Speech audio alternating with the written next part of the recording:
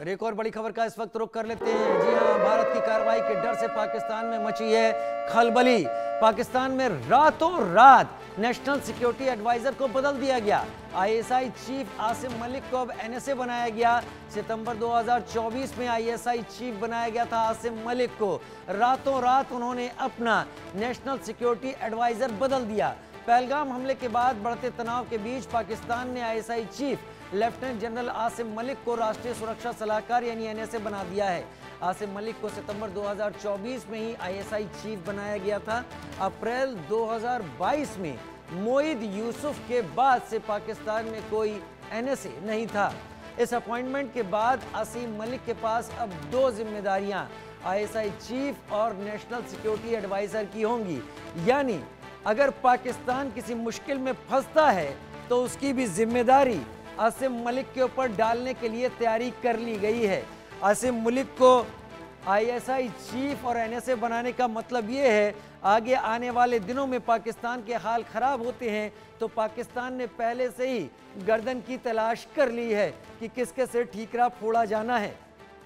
चेहरा आप देख रहे हैं आसिम मलिक का। आसिम मलिक उस एजेंसी को हेड करते हैं जो एजेंसी दुनिया भर में आतंकवाद को फैलाती है, दुनिया भर में टेरर को बेचती है, दुनिया भर में टेररिस्ट को भेजती है।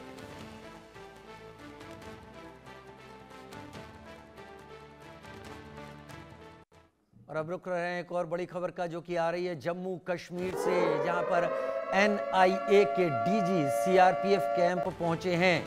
टीम के साथ बैसरन घाटी की जांच कर रहे हैं डीजी। आतंकवादियों की मौजूदगी और रेकी को लेकर जानकारी जुटाई जा रही है।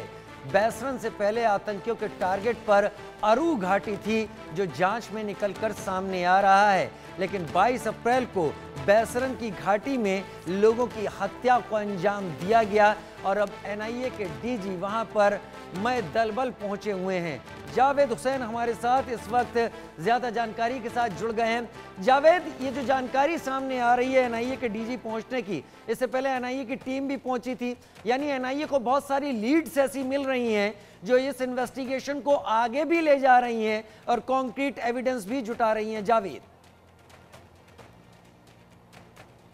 बिल्कुल राजीव, देखिए जो एनआईए के जो डीजी हैं वो करीब 3 घंटे तक बैसरन घाटी में थे और वहां पर जांच अधिकारियों के साथ और बाकी एनआईए के डीजी के साथ जो उनकी टीम थी उनके साथ उन्होंने पूरा इंस्पेक्शन किया। और मैं आपको बता दूं कि वहां पे 3 घंटे रुकने के बाद वो सीआरपीएफ के जो कैंप है यहाँ पर हेडक्वार्टर पहलगाम में वहाँ वो पहुंचे हैं। राजीव, देखिए जिस तरीके से बैसरन घाटी के अलावा 3 और ऐसे लोकेशन थे जो आतंकियों के निशाने पे थे, लेकिन सिर्फ एक वजह से इन आतंकियों ने उस 3 लोकेशन को निशाना नहीं कर पाए, यानी कि टारगेट नहीं बना पाए। देखिए बैसरन घाटी के ऊपर का जो इलाका है राजीव बिल्कुल ऐसे ही है, इसी तरीके का जंगल है और जंगल के बाद वो पूरी तरीके से घाटी है जहां पर जो आपको दिख रहा है वीडियो में जो लोग वहां पर घूम रहे हैं। लेकिन इस वक्त देखिए ये अम्यूजमेंट पार्क है जो आतंकियों के निशाने पे था, जो इन्होंने इसको टारगेट नंबर 1 रखा था।